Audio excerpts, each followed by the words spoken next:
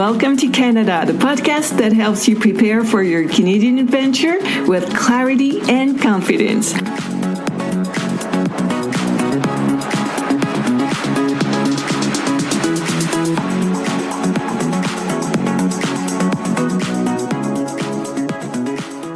Hello, future newcomers, and welcome to your Canadian Prep Zone. You're listening to episode number 17, and it is recorded in December 2025. I'm Emma, your host and your international mobility coach. I'm here to help you prepare, plan, and thrive in your move to Canada. Today, we're diving into Quebec's immigration levels plan. Every year, Quebec's Minister of Immigration, Francization and Integration releases its immigration plan. This year's plan covers the period for 2026 to 2029. Who is included in the plan? Temporary residents and permanent residents. But before we dig in, we need to talk about something that makes Quebec, Quebec. Among all Canadian provinces and territories, Quebec is the one with the highest level of autonomy in immigration. With that in mind, let's talk about temporary residents. In Quebec's immigration plan, temporary residents include two groups: international students and temporary foreign workers. An international student is someone who holds a study permit for a program of 6 months or more at a designated learning institution in Quebec. A temporary worker is someone who obtains a work permit under the Temporary Foreign Worker Program, the TFWP. To access this program, you need a Labor Market Impact Assessment, an LMIA. Before we go any further, one clarification. The numbers I'm about to share include both new arrivals from abroad and extensions for people who are already in Quebec and decide to continue studying or working. In other words, these numbers do not represent only people arriving from overseas. They also include people already in Quebec who renew their status. Now, what are the planned temporary resident admissions for 2026? 44,500 to 68,500 for international students.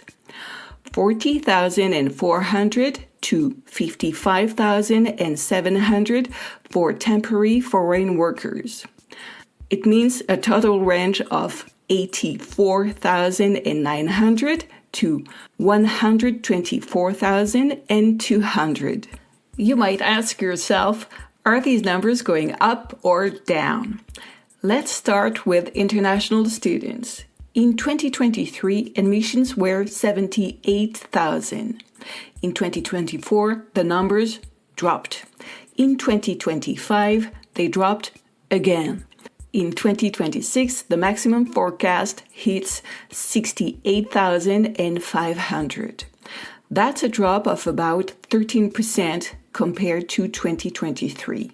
But it is a potential 23% increase between 2025 and 2026 at the upper limit. Some of you might be thinking, hey, this looks encouraging. Studying in Quebec could be a solid pathway. Fair point. But is it your best strategy? Do you actually want to go back to school? At what level? And what would that mean for your spouse's ability to get an open work permit? Even if both of you can work, will those salaries be enough to cover tuition, rent, living costs, and everything else? Your budget can make or break your project. If you need clarity, my book, Cost of Moving to Canada, and my budgeting coaching sessions will give you the answers you need. Now, let's talk about temporary workers. In 2023, admissions were 58,545. In 2024, they decreased. In 2025, they decreased again. In 2026, the maximum forecast is 55,700, a decrease of nearly 5% compared to 2023, but a small increase of 0.54% at the upper limit between 2025 and 2026. You might look at this and think, well, at least it's stable. But not so fast. What matters is who these numbers refer to, because there is a split between non-agricultural workers and agricultural workers. Let's look at Quebec Acceptance Certificates, CAQ, for temporary workers. It is a document that you need to have in order to work in Quebec. In 2023, 62% were for non-agricultural workers. In 2024, it dropped to 58%. In 2025, it dropped again to 55%.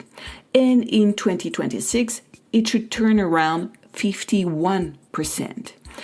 Year after year, the proportion of non-agricultural workers is dropping, while agricultural roles are increasing. I'm guessing that if you're planning to work in Quebec, you're not coming here for agricultural work. I'm also guessing that many of you want to live in the Montreal area, but the Quebec government has extended the suspension of certain LMIA application in Montreal and Laval until December 31st of 2026. Therefore, here are some very important questions for you. How many spots will actually be available for people arriving from abroad who don't want agricultural jobs? What will your actual chances be? And if you cannot work in Montreal, where are you willing to go? All right, enough about temporary immigration. Let's move on to permanent immigration. But before, a word from a sponsor. Hey, but there is none. Oh yeah, that's right. I'm the sponsor of the show right now. Today's episode is sponsored by my book, Cost of Moving to Canada, The Ultimate Guide. Would you like to move to Canada, know what expenses to expect, maximize your income, know how to create a budget, all with practical case studies to help you? Read my book, Cost of Moving to Canada, The Ultimate Guide. It's the essential companion you need to have in order to successfully manage your budget and your project in Canada. Let's get back to the show. Before we talk about numbers, let's look at the pathways to permanent residency in Quebec. Until recently, there were several. The Skilled Workers Selection Program, or Programme de sélection des travailleurs qualifiés in French, the Quebec Experience Program, ou Expérience québécoise, and several pilot programs for food processing workers, orderlies, AI workers, IT specialists, and visual effects professionals. Except for the Skilled Worker Selection Program, these programs are being phased out. The Quebec Experience Program closed on November 19th of 2025, and the pilot programs will close soon on January 1st, 2026. In other words, the Skilled Worker Selection Program becomes the sole selection program for skilled workers. It has 4 streams. Stream number 1, highly skilled and specialized skills. Stream number 2, intermediate and manual skills. Stream number 3, regulated professions. Stream number 4, exceptional talent. Every stream must meet general requirements, but then each stream has its own specific criteria. What you have to know is that the Skilled Worker Selection Program works on a points system. If your profile scores high enough and matches Quebec's priorities, you may receive an invitation. If not, you simply won't. Now that you know that the Skilled Worker Selection Program is the pathway, let's talk about numbers. The 2026-2029 immigration plan sets annual permanent resident admissions at around 45,000 people. For 2026, the range is 43,000 to 47,000. So, what are the trends, up or down? In 2023, Quebec admitted 50,829 permanent residents. 2024 saw a slight increase. 2025 forecasts show a decline. 2026 will decline even further, with a maximum of 47,000. From 2023 to 2026, there is a 7.5% decrease. From 2025 to 2026, there is a 6.4% decrease. This gap would be even bigger if we included admissions outside the regular targets, such as the Quebec Experience Program graduates. Okay, so admissions are decreasing. But what are Quebec's priorities? In his introduction to the 2026 immigration plan, the minister's words speak for themselves. Quebec will prioritize applicants who already have work or study experience in Quebec, select candidates based on their region of residence, maintain a high share of French-speaking immigrants, and keep a strong focus on economic immigration. Let's break this down. Priority is given to applicants already in Quebec. About 54% of economic immigration admissions in 2026 will go to people already living in Quebec. Priority is given to French-speaking applicants. The target is 76% of French-speaking admissions. Priority is given to Quebec's economic and regional needs. Around 64% of permanent resident admissions will go to the economic category, especially outside major urban areas. Knowing these priorities, my question for you is the following. Is your application matching those criteria? Looking at these numbers for both temporary and permanent immigration, some of you will decide not to come to Quebec or to Canada at all. Others will still choose Quebec no matter what, and some will look toward other provinces where immigration pathways may be easier, quicker, and more predictable. Choosing a province shouldn't be taken lightly.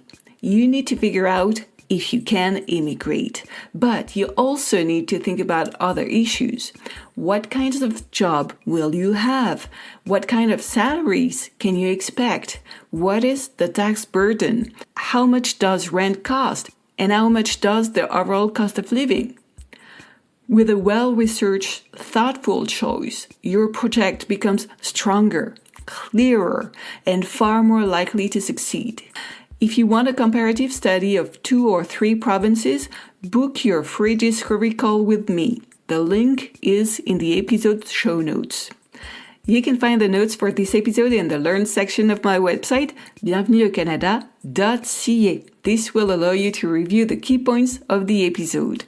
And yes, even if the name of my website is in French, the articles are in English. And of course, a big disclaimer, I'm sharing information about Quebec immigration, but I am not giving you any immigration advice. I am not an immigration lawyer or a regulated consultant. For program selection or your official application, please consult a licensed professional. And that's it for today. Thank you for listening until the end. Sign up for my newsletter, and twice a month, I'll send you fresh news. As a bonus, you'll receive a booklet with 67 tips that will help you move to Canada. Link in the show notes.